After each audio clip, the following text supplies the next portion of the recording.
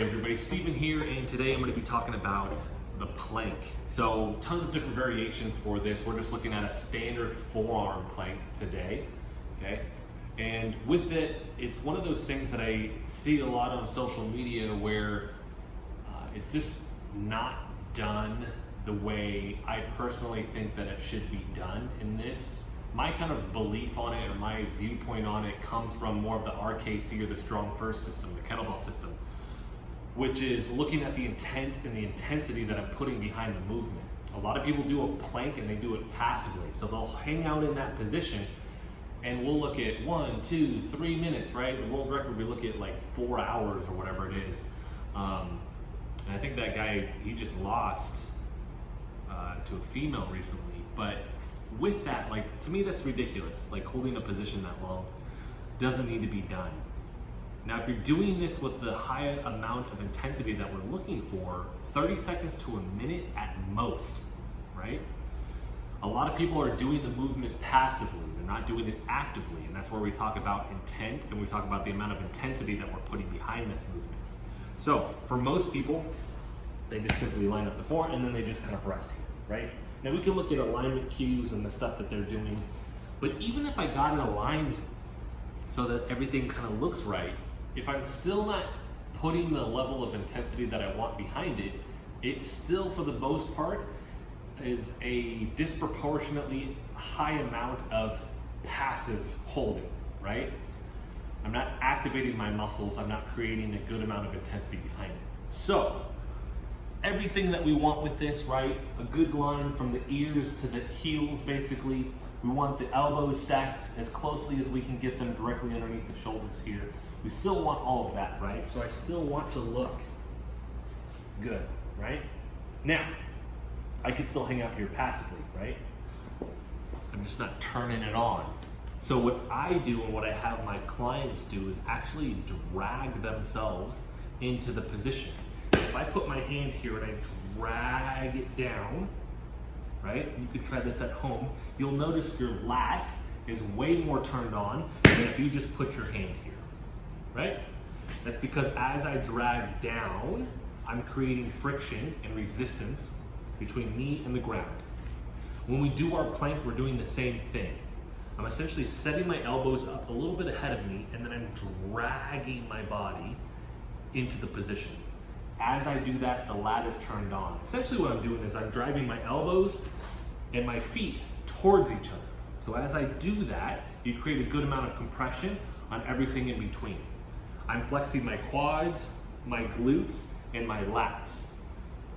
I've built a good amount of intra-abdominal pressure, meaning I took a deep breath in through the nose into the belly, and then that's naturally gonna have a flex to it because you've caused compression towards the center point of your body, which is your stomach here, right? Your core, if you want to call it that. So we'll set up here, elbows tight. I don't want them flailed out because as I do that, I can't flex my lats a bunch. I'm going to flex my traps. So I bring them in nice and tight, so directly stacked underneath the shoulder. I'll start with them ahead. I'll go here, and then I pull my body here. Flexing the quads, glutes, abs.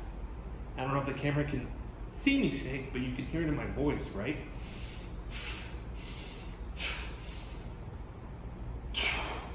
I'm not gonna hold it for the 30 seconds, but you can hear, like, there's a ton of intensity behind that because I'm driving down as hard as I can. I've ramped up. In FRC, the functional range conditioning, we call it a radiation, right? I'm activating as much of my body as I can, and I'm doing that at an 80-90% max effort. So for those that don't know what max effort is, try to envision what it would feel like and get as close to that as you can. With that, like I said, you won't hold longer than 30 seconds to a minute. The level of intensity behind it, you'll notice a huge difference between that and the passive one, right? So looking at these movements, plank is just a really good example of it, is what is my intent behind it? What am I trying to get done? And then what's my level of intensity behind that, right? Some movements, we don't need that high amount of intensity. But here, when we're trying to do a static hold like this, right? If I do it passively, I'm not gonna get as much out of this, right?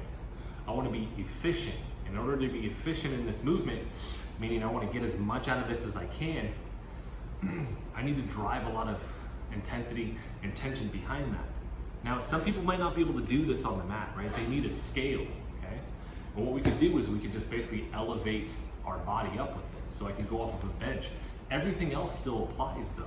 As I come here, right, I'll put the feet a little bit behind me, and then I'll pull my body here.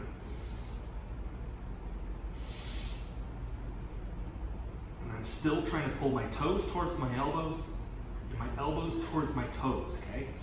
Flexing the quads, glutes, and lats. I have intra-abdominal pressure.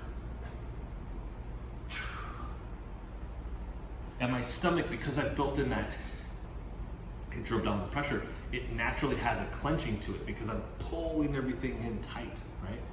Now the reason we have intra-abdominal pressure, and I'll attack some of my videos covering that, how to do it, what it is, why we use it, but it's just quick reiteration of that. I need to breathe into my belly here so that I have internal support to match external force, meaning I'm activating the deep layers of my stomach, right?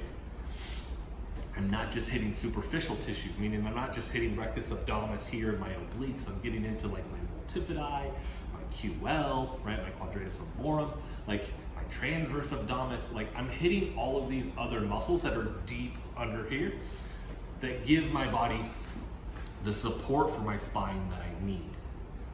We have to start thinking about not just superficial tissue in regards to your midsection. We need to start thinking about those deep layers because those are vitally important for movement and just spine integrity and health. So if you have questions on this, I know this was super loaded, a lot of different things that I was talking about that with this, and you might have to watch this multiple times. And maybe there was something that I didn't cover. Let me know in the comment section, and I'll make more videos just covering some of these things. I want these videos to be a little bit more drawn out. I know I've had people comment that they don't like that, but this is for the people that do want that content because I'm not seeing a lot of it online. I'm seeing like 1 minute video on how to do a plank and they don't talk about any of this stuff, right? Which is a huge problem in my opinion because people are getting hurt, right? I'm having clients come in and they're getting hurt because they're doing it that way. So we don't want to rely on the passive nature of this. We want to make sure that there's that active portion of it. So I'll tag those intra-abdominal pressure videos in this as well. Like I said, if there's anything that I didn't cover that was confusing, that didn't make sense, let me know. I'll make another video if I need to cover some of that as well. No longer than 30 seconds to a minute. If you're going longer than a minute, you didn't put enough behind it, or maybe your scale made it too easy and you need to progress forward, okay? That is it. If you liked the video, hit the like button for me. If you want to continue to follow along with all of my content, hit the subscribe button for me. Thanks so much for watching.